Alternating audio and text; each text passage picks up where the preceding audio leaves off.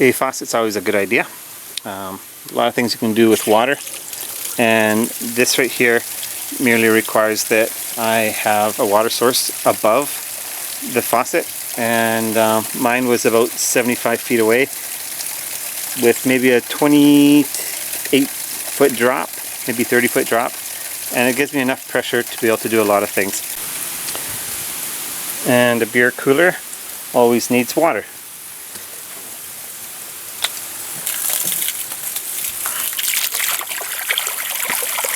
It's easy to build one of these things. Just make it out of wood, and even if it doesn't fit tight, the wood will eventually swell to fill in the spots. This one I designed so the last bit, everything flows off the end like a little waterfall if I slow it down enough. It only goes out one direction, but they're easy to build. And if you don't like beer, you can always turn that into a flower box and have yourself some flowers. Water also has an emergency use. If there's a fire,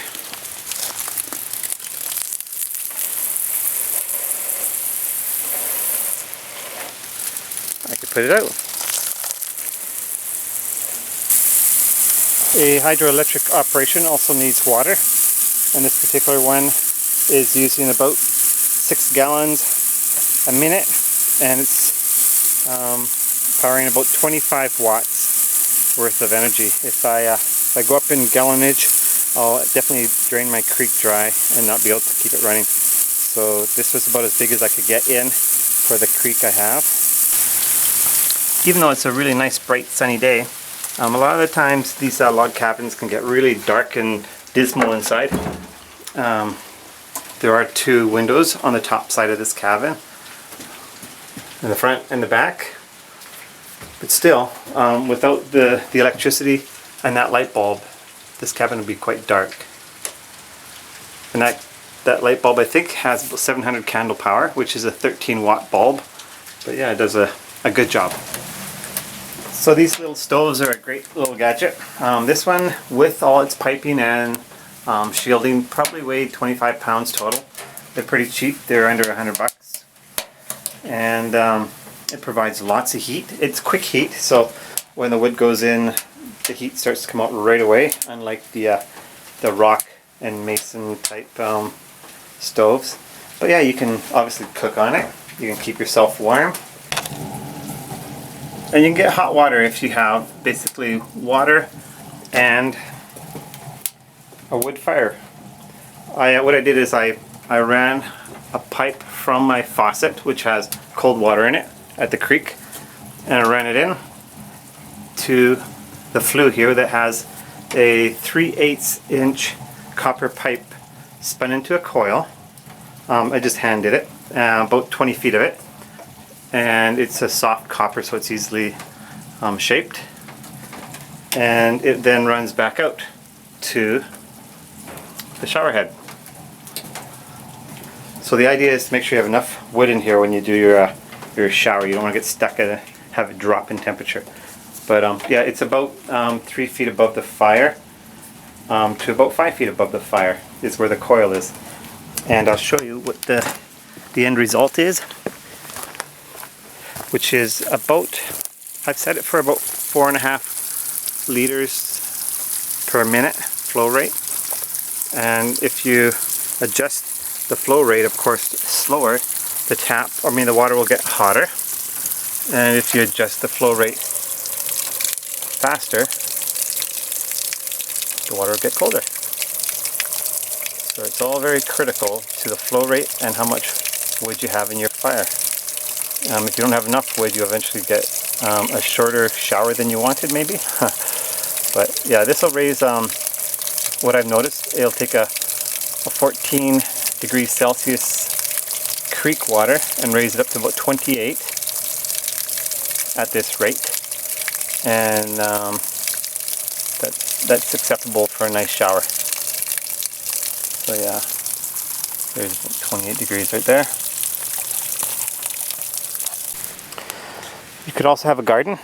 This here is asparagus, and I always stake it so I can find it, and the land basically looked like that until I cleared it out. The idea is to Clear off the land, take out as many roots as possible. Anything that steals from your garden, such as nutrients or water or minerals, little plants of course, like these should be pulled in order to give your plants best chance to live. And I also have some potatoes down there, and an onion patch is coming, and a carrot patch is coming. So hopefully there's enough sunlight up there to give my garden a chance. Another great idea is you could, if you think you might be able to get some cellular reception somewhere, even down the valley, even though it might not work here, you can always build yourself a parabolic dish. And all it is a dish. I got this for like $1.25. It's just made out of stainless steel. Should be made out of a metal product. And the idea is it is going to gather all the radio waves right there and bring it right to a point. Right, I suspect right about where my antenna is, right there on my cell phone. The idea is I went into a dark room with this dish and I pointed it at a light source, and I gathered the light into a point, and I found out it was just about at the surface right about there. And then I knew I could put my antenna of my cell phone, which is roughly in this area usually with most cell phones, and it would gather a higher percentage of the radio waves. I now have to just take this and put it up in my cabin someplace, maybe right there, and it will receive signal. Good idea to have a Bluetooth device so you don't have to put your head inside your cell phone dish there. But yeah, that's a great way to get communications while you're miles and miles away from everybody. Another thing you can do with this dish is you can attach your data stick from your internet onto this, and maybe with a long cord, a USB cord, and hook it to your computer if you really want to get internet. It does bring the signal up several times, and give it a shot. You'll have to find that you turn the dish around until you find a signal somewhere before you can actually anchor it into the cabin. Mine seem to work pretty nicely right there, pointing straight out towards the valley. Another interesting idea is you could actually, oops, just turn off my radio, use one of these things right here for a security system. I've installed one of these inside my cabin with a door switch right here, so that it will send a signal back to where I am if somebody should open the door. It's a door switch, obviously, I've set up inside here. These things are actually good for line of sight, and since I have this cabin up quite high in the mountains, and